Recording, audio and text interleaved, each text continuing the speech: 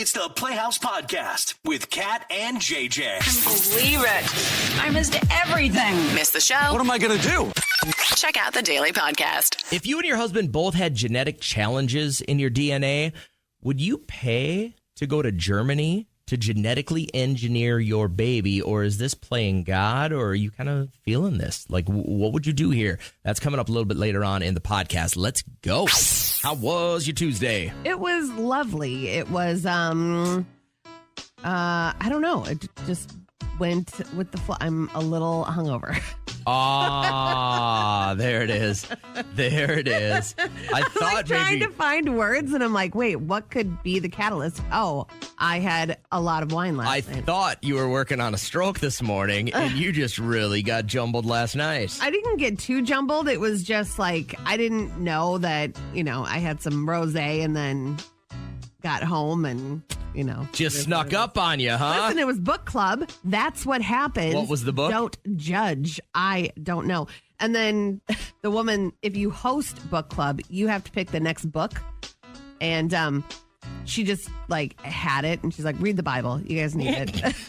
So I guess that's our next one is the Bible. That's a quick read. It's gonna, take a Translates little bit. really easy to today's generation, too. Yeah, no debating whatsoever, I'm sure, in our next meeting. But yeah, it was a nice gathering of girls. She lives on the golf course, so it was just outside. Great night to be out. Oh, it was gorgeous. And Liam had some open gym basketball. Earlier in the day, he had a lunch date with his Mamie, my mother-in-law. Took him out for lunch and gave me a chance to nap, and it was nice. So we're just getting the first week of high school football started, and it was so nice last night. I mean, it's great practice weather, right? Not too hot, not anything like that. And we're running drills, and we call it a 2-minute session where you got 2 minutes of just one drill. Yeah. And it's usually happening for conditioning. And the one kid looked at me and he goes, wouldn't you just rather be spending this time on the lake? And I said, yeah, I would. Let's go, right? I'm here, though, so let's go. So Berkeley International did this survey, and they found that chivalry is at an all-time low. Really? And I actually witnessed something very sweet this weekend. After church, we normally go out for a nice breakfast, and we were waiting for a spot to park in, and this guy walks out with his girl, and he's carrying the to-go boxes, and then he goes to her side, opens the door, gets her in, he goes in his, and then they start making out. And he was like, what the heck? That's like a good makeout session after a good meal. Yeah. And so I was like, listen, he did something that you really don't see often anymore. And it's an older generation that needs to set the example for the next one, and so on and so forth. So I look at chivalry as different things. Like, my husband does things to make me comfortable. I can't believe he happy. wakes up with you every morning and gets your pills ready and your Ensure shake and then your compression socks and stuff like that. It's great that he gets everything ready for you. He does. He'll wake up with me, and my vitamins are waiting next to a fresh glass of water. In the wintertime, my car is warm and heated up. I mean, those are things that... That's crazy. I mean...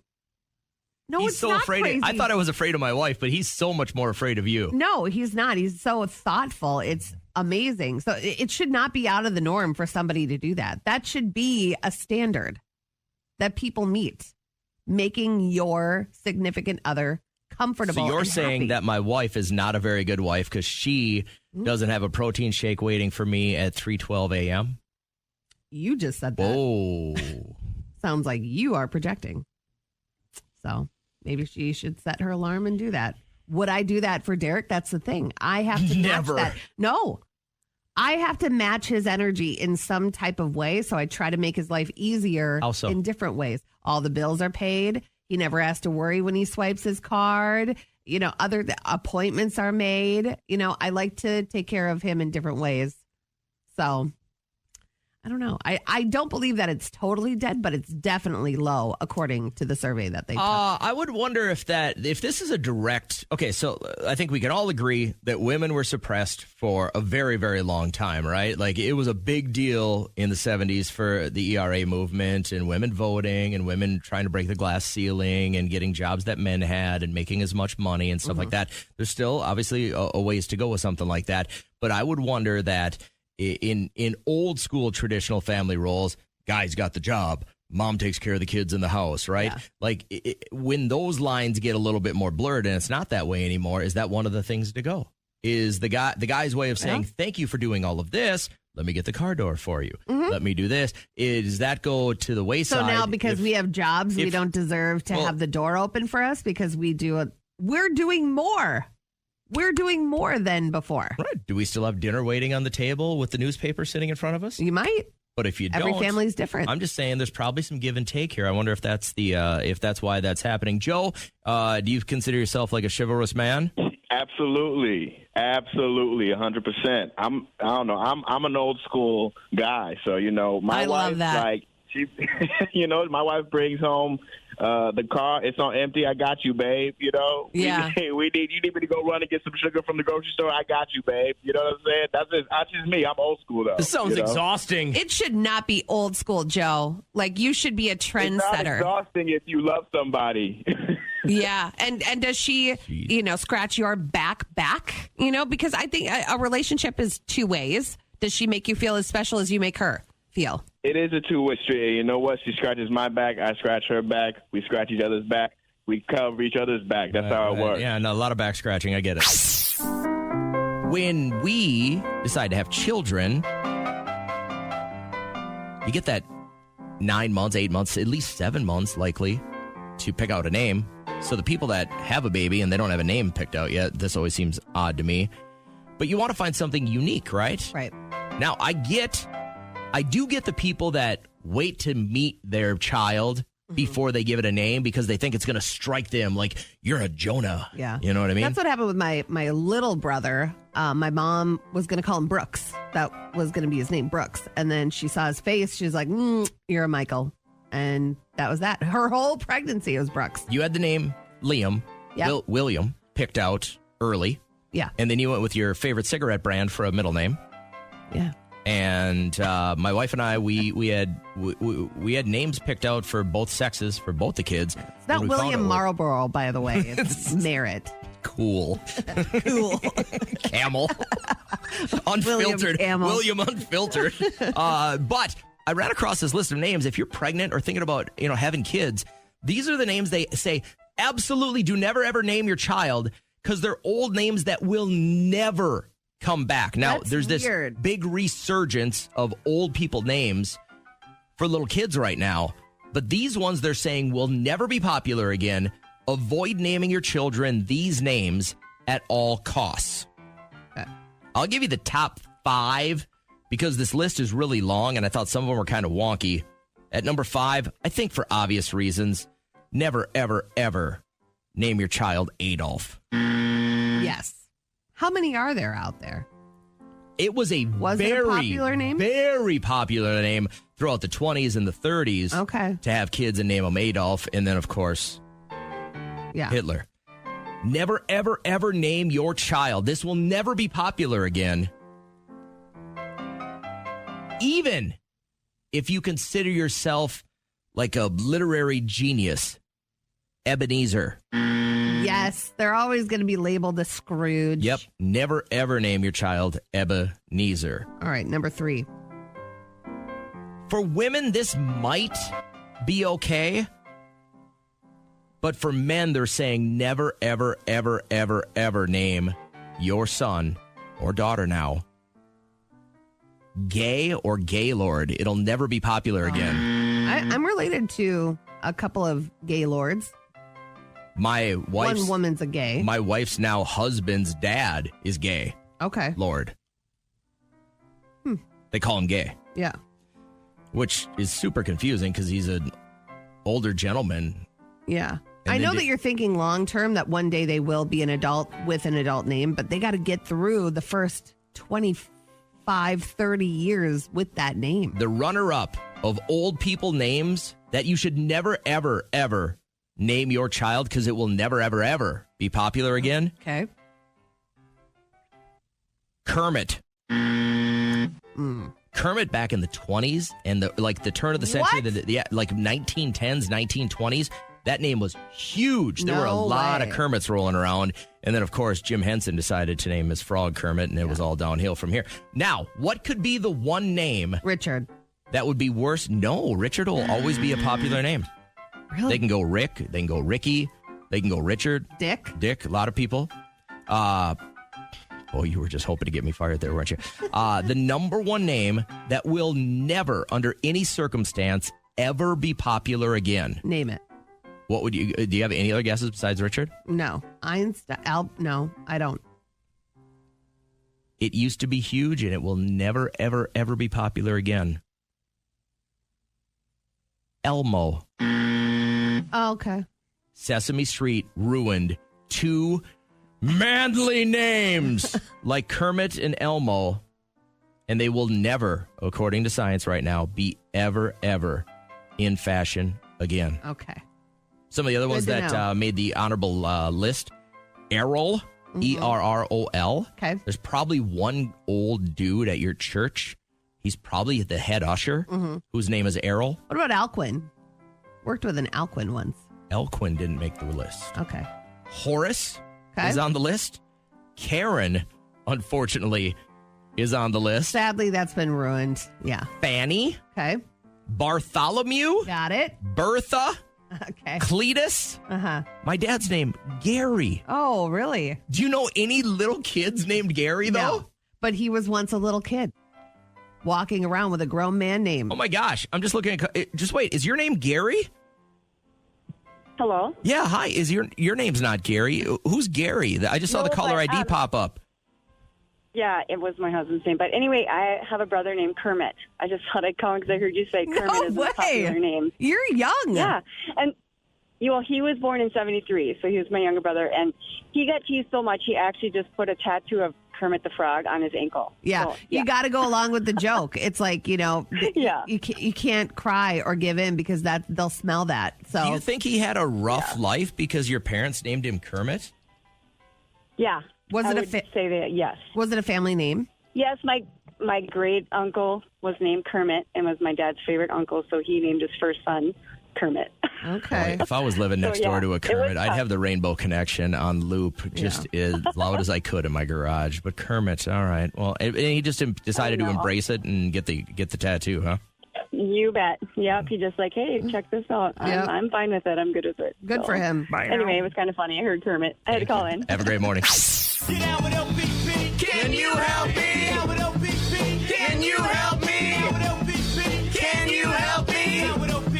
Everybody! OPP is our listener help segment. Other people's problems. Hopefully, you can help provide a solution, or at least your thoughts, to Lisa, who we got a text from her. And I think we know enough, but we can start with the fact that you just got married, right? Yes, 7 months. Congratulations. So what's the issue here? We saw your text, but it was kind of vague. Yeah, so I'm, as I said, newlywed. My husband and I, we are ready to start a family, but we also know that we've honestly just had some genetic challenges within, honestly, both sides of our family.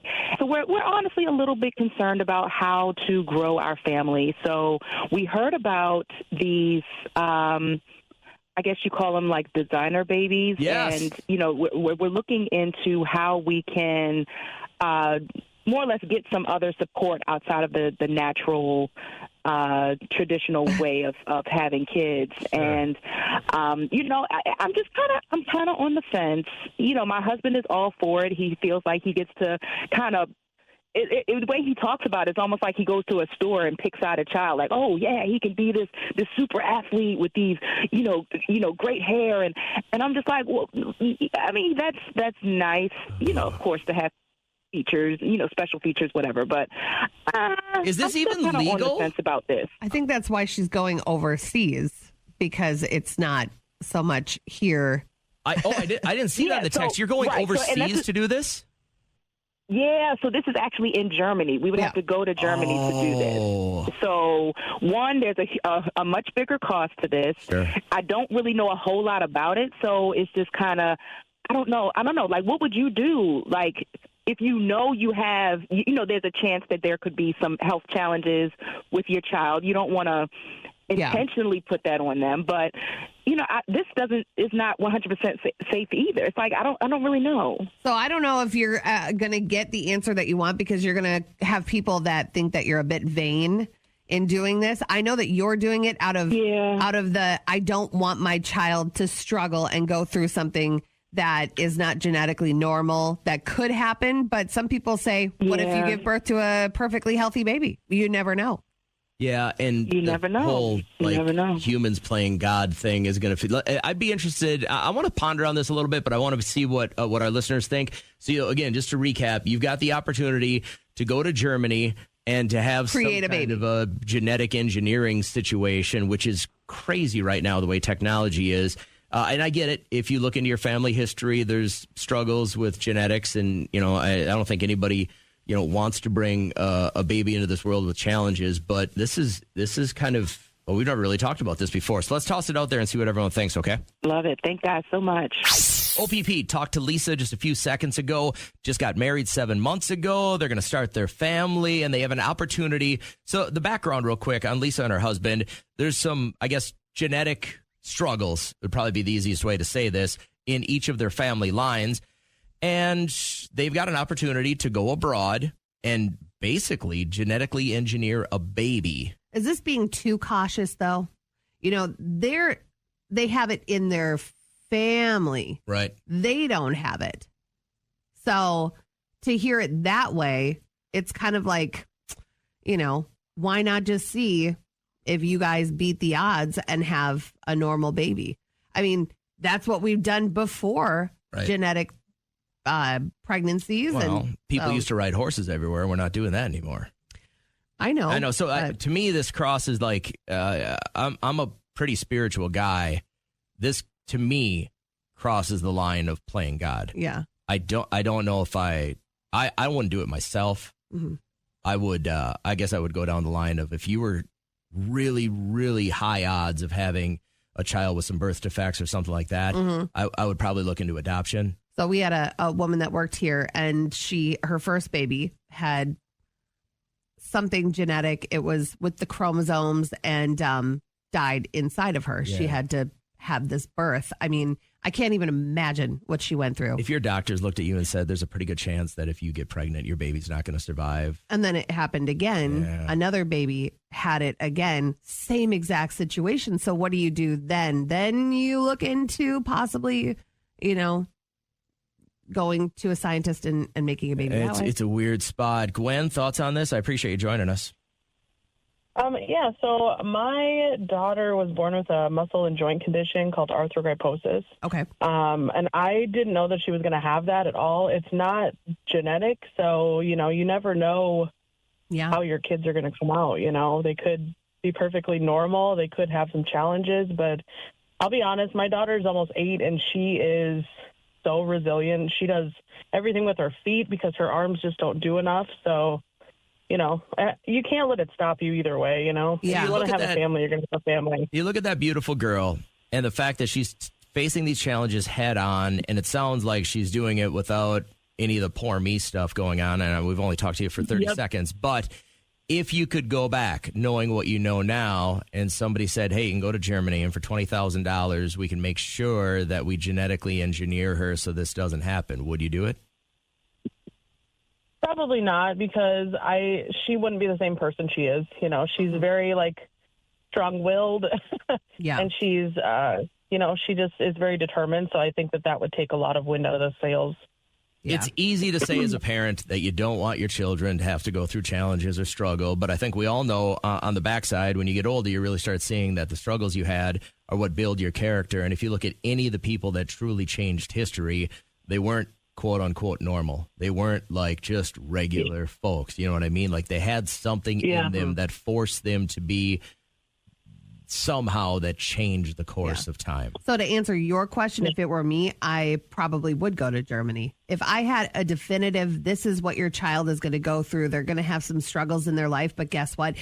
You don't even know that baby. You don't know that child at all. Would you want to try this to have a perfectly healthy child? That sounds pretty appealing. It does. I didn't You're only necessarily- saying that, Gwen, because you know and you love the hell out of your daughter. That's why you're saying it. And you know her heart and stuff like But that. did you get, when you were listening to Lisa on the phone earlier, Gwen, did you get the idea that they were almost guaranteed to have something wrong with their baby? I got the idea of that they probably both did a 23andMe, and they found that they both got, a chance that their child might have some There's struggles. always a chance that something will happen. Too perfect. Right. Like, I don't know unless a doctor came up to them and said, yes, if you have kids, it's going to have XYZ things wrong with them. Yeah. You don't know for sure. So Yeah. who's to say? Right. After your daughter was born, did you have more kids? No. Okay, and was that because of the chance of this happening, or you said this is not genetic at all, huh? No, yeah, it's not genetic at all. I just, honestly, she's just a lot. Yeah, no, Yeah, I'm sure no, I you get it. You were going to have your hands Yep. full, and you wanted to give your full attention to her, so I get that, and I respect that. Yes, So, exactly, yeah. hey, thanks for your open and honest take on this. I really appreciate your time this morning. For sure, thanks. Take care. A lot of people are talking about this via text. Ryan had said if you look into what they do in Germany, it's actually really cool, and most parents will do anything to give their kids a better life. Yeah. It may be banned in the United States, but genetically engineering food isn't, and consuming that changes your body for the worse. So I think you've got a point there. I don't know why it's legal in some spots and it's not in others. Some places are more like, hey, it's your life. You do whatever you want with your life. And some places feel like they've got to have a little bit more restraint and put some barriers up before it gets to be Still just a very personal decision.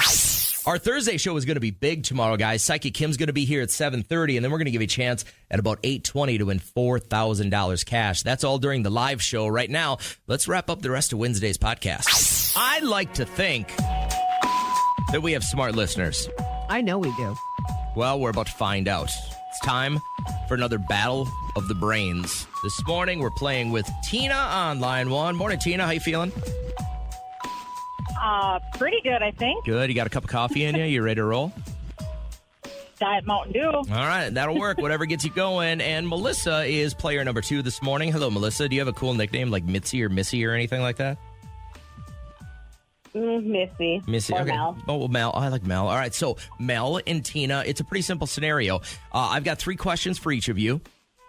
And if you need, you can use our friend Kat here as a 1 lifeline for each of you. All right? And all you have to do is answer the most, and you win. Now, let's say Tina doesn't get it, and by the way, you get 1 answer. And if it's wrong, you can't get the Is point. there a theme to these questions? There's no theme to it, Oh. but let's say Tina doesn't get it right. Melissa can steal, and vice versa. And you can each use Kat once as your lifeline. She's unaware of the questions or the answers. So it's pretty simple. We'll start with you, Tina. First question. Where are the 2028 Olympics going to be held? California. Can you be a little more specific? Name a city. Remember, you always have Kat as a lifeline if you're not sure. You got this. You got this one. It's either San Diego or San Francisco. I'm going to say San Diego. No. Now, no, don't say anything. No, I won't. Tina, you can steal if you know. Oh, I'm sorry, Melissa, you can steal if you know. Los Angeles. Los Angeles it. is right, yes. Long Beach. All right, Melissa's up 1-0. Melissa, your first question. What does WWE stand for? WWE. And remember, you can use Kat once as a lifeline if you're not sure. Oh, God. I'll use cats, I guess. All right, Kat, what does, in wrestling terms, WWE stand for? Oh my God. I know that WWF was World Wrestling Federation. I'm going to just go with my gut. World Wrestling Entertainment. You got it. Well done. Nice job. Melissa takes the early lead. She's up 2-0. Tina, you still have a lifeline, and here comes your second question. How many reindeer does our friend Santa Claus have? Oh, my gosh. I think I know, but I'm going to use cat. All right, Kat, how many reindeer does our friend Santa have? 8. 8 reindeer. Well done, yes. All right, Kat, you can really just take off your headphones here. You're All right, done. Melissa, question number 2. How many ghosts does Pac-Man chase at the beginning of each game? Oh my God. Who would know this? Oh, I know this right away. 4? 4 is right. Oh, my gosh. You are a freak. Melissa Wow. up to a 3-1 lead. You have Pac-Man in your basement? Yeah. Wow, my mom is nasty. My mom is... I've seen her work a joystick. You should see it, guys. She is not normal when she plays that game. All right, Tina, gonna have to have this and then hope to get a steal to win. Tina, what is the most common surname or last name in the United States of America?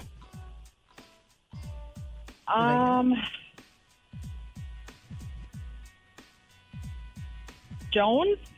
I don't know. No, unfortunately, that's not right. Melissa, you want to try and steal this? Smith? Smith is right. Yeah. Wow. That's what came to my mind, too. Melissa, what a runaway event. You're clearly our winner. Tina, taking nothing away from you and your diet Mountain Dew, but we should upgrade to coffee or cocaine. And maybe next time it'll work out a little bit better. You guys both, I'm going to get you both prizes for hanging out. Don't hang up. I want to make sure you both get something for hanging out with us. Well done. But today's big brain belongs to Melissa, everybody. Way to go. Congratulations. Mel, way to go. The KCLD Playhouse is powered up by Bradshaw and Bryant Law Offices, seeking justice for the injured. Hey, I want to ask you what Mel would have got as her last question, because I did not know this. What? What group of animals is known as an embarrassment? Oh, man. No. I don't know. I'd say hyenas. Hyenas? Pandas. Oh, they're always doing embarrassing If there's things. a group of pandas, they're known as an embarrassment. I would have never, ever known that. So I thought that this was a cool story. It's from this woman in Florida. She was helping clean up after Hurricane Debbie, and she found a message in a bottle from 1945. I like to pick up trash. I like to make myself useful. In like my third bag, I noticed a glass bottle, and you could see the note. And I went to grab it. I was like, oh my goodness, I think I just found a message in a bottle. Dear Lee, received your letter yesterday. Was glad to hear from you. Okay, now... That's it? That's all you're sending an ocean away? Just, I was glad to hear from you yesterday, which probably was like a month ago. Now, in the 40s, we had international mail service. Yeah. But somebody decided it's going to be a better chance to get my message to Lee to cram a message in a bottle, cork it, and throw it in the ocean. She'll be, if it's Lee as a female, she'll be waiting on the shores. She'll find it. That lady died before that message popped up. It's on official U.S. Navy letterhead. So kind of a romantic thing. You know, maybe that was their goal. I don't think I would send a bottle into the ocean thinking it would reach who I wanted it to reach. Again, even during the Civil War, we had a way to get messages from one place to the other. So I guarantee in World War I, there was a mail service that came back to the United States. You could have easily gotten it in the mail if you cared. So what I was thinking of, it brought back this memory of when I was an office runner. Did you ever have that job in high school? I would be given that kind of responsibility. Like you had to sit in the front office, and then if there were to be a note from a mom that's picking up their child early, you'd have to run it to whatever class they're Even in my or whatever. school had a message system where you just pressed a button on the teacher's phone and it would leave them a message. No way. Yeah. Really?